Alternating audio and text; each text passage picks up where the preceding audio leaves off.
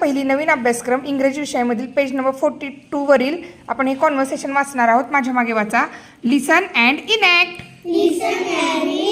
At the bus stop. Sagar says. Hi Savita. Savita says. Hi Sagar. Sagar says how are you. Savita says I am fine. Sagar says where are you going? Savita says I am going to Nagpur. Sagar says who is with you? Savita says my mother.